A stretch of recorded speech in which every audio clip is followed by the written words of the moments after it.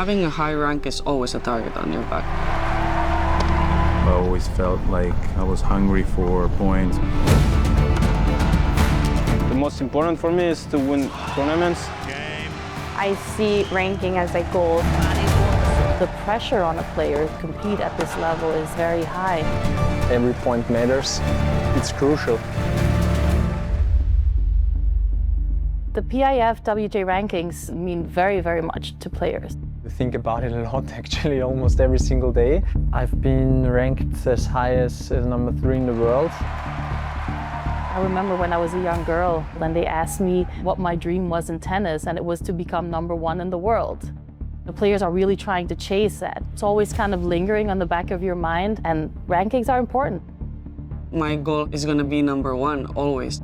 Every set of matches affects your ranking. We're always playing for that, and who tells you the opposite is lying? The ranking for my first year was very important. It's just about work hard and to really believe into what you do. Seeing my name officially in the PIF WTA leaderboards, it was just pure happiness. I felt emotional. It was one of my dreams, and I was feeling so proud. I wanted to play in the best tournaments in the world. I wanted to achieve those wins.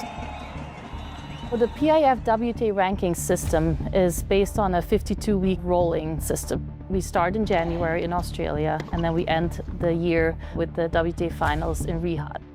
If you're the winner of a Grand Slam, you get 2,000 points. In the finals, the winner gets 1,500 points, a 1,000 gets 1,000 points. And then we go down, the 500 events gets 500 points, the 250 events get 250 points, and the Challenger and ITF circuits between 80 and 125 points. I don't know any other ranking system like that. It's a lot of pressure. You need to defend points almost every week.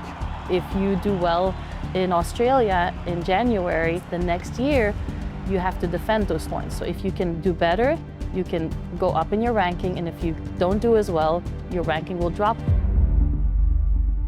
PIF supporting both ATP and WTA is huge. First of all, it's the first time that that's been done ever.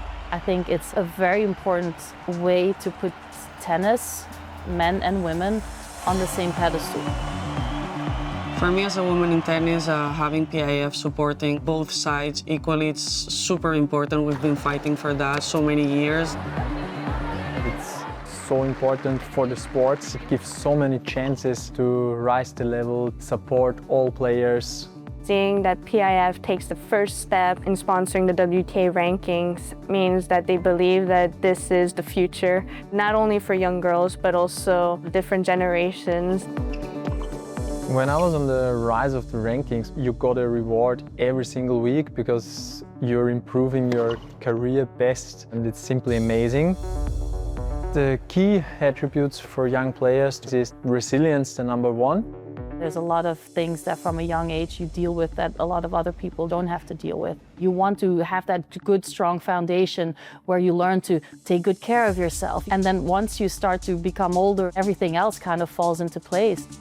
Every young girl dreams of playing in Grand Slams, and not only play in Grand Slams, but getting into a finals. And to achieve that and to experience that was magical. I still got goosebumps.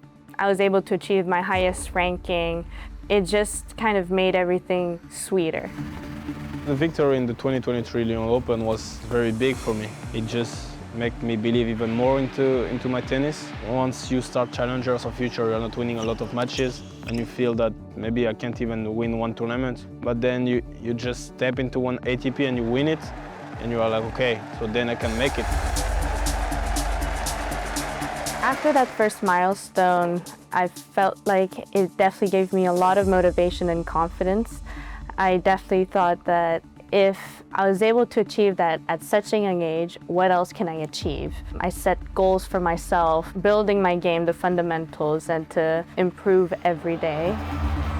To work on a lot of details still. I have to work on the fitness, I have to work on the mental, I have to change the tennis still a little bit. I'm looking to be able to win tournaments, and not only one, tournaments in a row, and playing the semis in a row and finals in a row. The ranking is just a number. If I feel good and if I play good, then the ranking is gonna follow. Taking time away from the sport because of injury, it did have an effect. I didn't want to take a long break and I was worried about losing my points. And to come back from injuries is not easy. It's never easy to see that your ranking is going down, especially when you know what you're worth. It's something that if you're not experienced enough, it can drive you to a path that is not the right one. The roller coaster emotions I have to go through rankings, it's tough because you have a lot of frustration and you have to accept it, and it's something that it's not under your control. My injury had a big impact in that moment. I really thought it was a career ending. And it was tough, especially mentally. You're 26 years old, you've been doing tennis all your life, and you're like, wow, now what am I supposed to do? When I went down in the rankings, I wasn't happy, but at the same time, I felt that if I was able to come back and feel healthy again, the ranking would be better, and that's what happened. The balance between technical development and emotional development is super, super important. You need both because it gives you the resilience for the long years ahead. You realize the ranking is important, tennis is important, your career is important, but the most important thing is your well-being. Focus on training and finding the joy about playing tennis. That was my first passion as a kid. I started slowly to believe in myself, have more confidence also in my body, was responding well. My mentality was gonna be there, and the tennis has always been there. That's why it meant so much to be back at the top 10. She's so strong and so determined at coming back and working hard and pushing herself to be back where she was prior to the injury, and she's a great tennis player. It's the experience. You trust the people around you, the team that helps you, that they can get you through it. When I'm healthy, I know I can beat the best guys in the world, so that's what I kept in mind during my comebacks. Being named the 2024 WTA Comeback Player of the Year meant the world for me. My advice to is to fully enjoy the journey because it's a great one. To give everything as much as you have, because if you do that, you can really look back on those great and long years and say, I was achieving everything I could. PIF ATP rankings taught me a lot of things, taught me to be patient. At the end, it's about enjoying the process. It's about really approaching this career with a different mentality. Some of the greatest moments in my career have been when I became #1 for the first time. I became #1 after I had my daughter, which was another important moment in my career. I'm chasing winning slams, being #1 in the world. But for me, the most important is to inspire the next generation to know that little kid that's struggling, that he can make it, he can overcome, he can fail 25 times and you can still be a champion.